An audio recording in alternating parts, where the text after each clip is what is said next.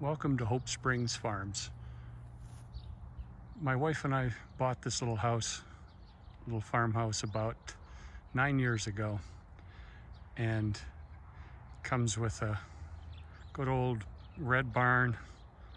In the foreground there's the original outhouse, which is now a potting shed, and behind it there is the second outhouse, which actually had 3 seats in it, 1 for a child and 2 for adults, but now that's a chicken coop. And we've spent, it's at least 125 years old. They think it may be older, but nobody's really sure when it was built. But my wife and I have spent the last 9 years fixing it up and renovating it and things like that. And over here to the west of the house is the area which we affectionately refer to as the orchard. This tree right here is a pear tree, and there's another tree out here. Not quite sure exactly what kind of tree that is, but it's about ready to fall down. But this was an area that hadn't had much upkeep since we've moved in, and I think long before then. Matter of fact, one of the apple trees in the orchard is right here, and this is kind of what it looks like when I first got it. There was a big, huge vine of poison ivy that had started climbing up it, and it pretty much choked it to death.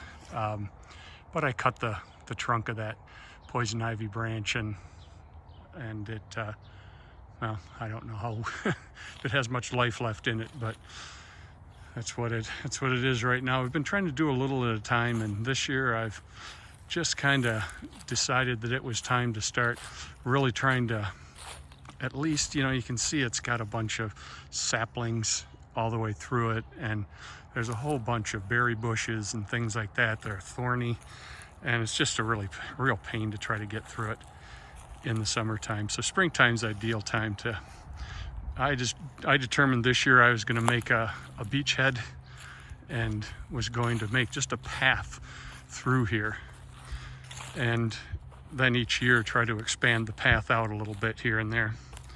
But as I've been working, it's beginning of March, and we've had a really mild winter, only had about a month of snow, and so this has given me a lot of good time to get out here and really work in it.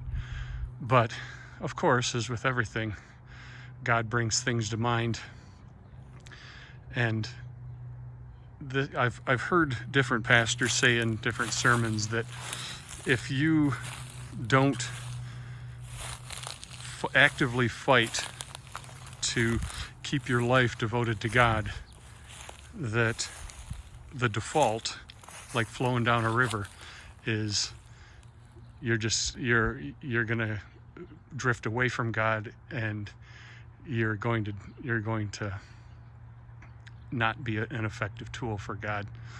And so this was God brought this to mind as I was working today, and so I thought I would just kind of take some notes here about what God's been teaching me. And so right down through here, I'm gonna bring a mower as soon as I get these little stumps chopped out. So when I first moved in here 9 years ago, a lot of these saplings were here, but it was pretty clear back here. But once, because I hadn't worked back here, and of course this was a little deer track coming back here, and the deer like to eat the berries, and then they poop out the seeds and plants new berry bushes. This whole area, which I just got done working in, this was just covered. There was just solid berry bushes. So, and you can see beyond it there, and maybe a little further, yeah, beyond it there's the edge of the horse pasture. And my goal this spring, before things get too leafy and it gets too hot, is to make a trail that goes right next to the horse pasture there and goes out into the hayfield beyond it. But here's the lesson that I think God's been teaching me, is that if you are not actively spending time in prayer and in His Word at every moment, at least every day, but talking to Him throughout the day, keeping yourself devoted to Him, keeping your human nature and the enemy's attacks at bay, actively fighting against those, this once beautiful little orchard, your life is going to look like this. It's going to become overgrown. It's going to become unusable by God. It's just going to be a mess. And I bet I've put 10 hours worth of work into this throughout, making this little trail down here. And it's going to take a lot of work in the future when God comes calling and says that He wants to use you, and you look at the fruits of your life and it ends up being no fruit at all. And the once beautiful fruit trees are now full of bugs and full of holes, and it's weak and it won't withstand any storms. It's like that apple tree over there with all of the holes in it from all the insects burrowing into it.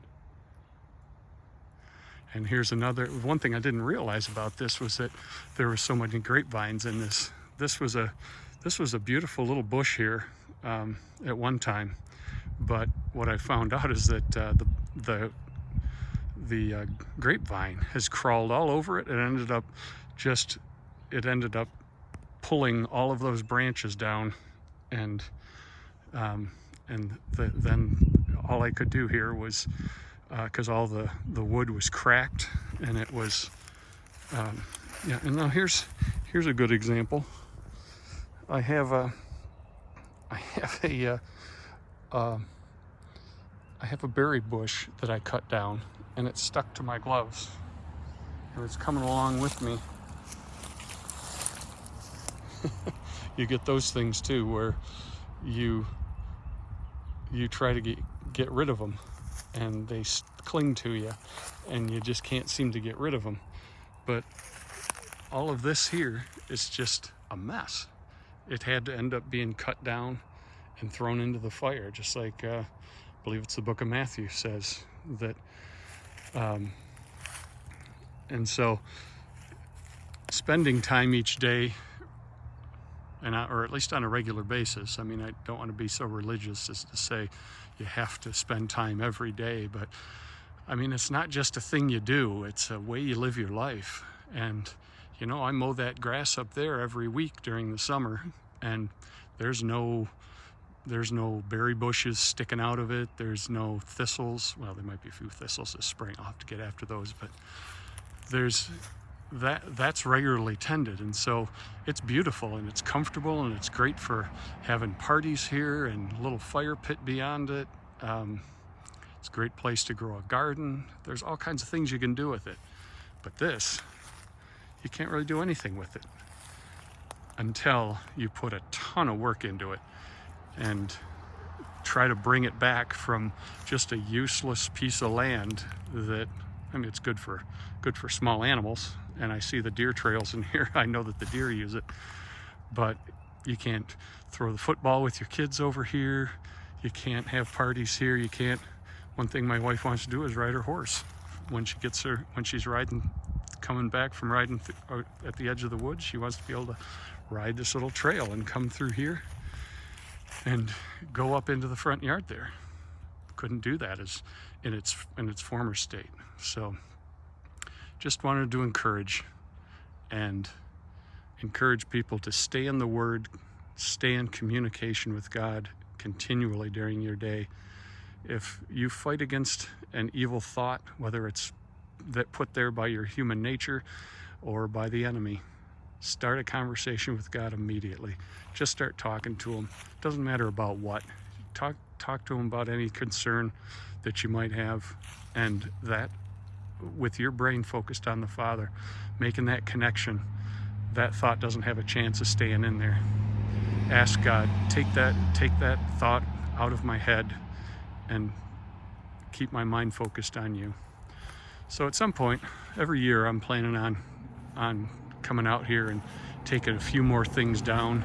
And although now I get to see my neighbor's house, which I want privacy, and I know they do too, so we'll have to do something there. But anyway, I'll keep trying to take some pictures of how things are going here. And at some point, I hope we'll be able to have all this available just to and put a weeping willow there, way back there at the lowest part of the property where it's the wettest, so that my wife can have something that she's wanted her whole life, is a nice weeping willow back there.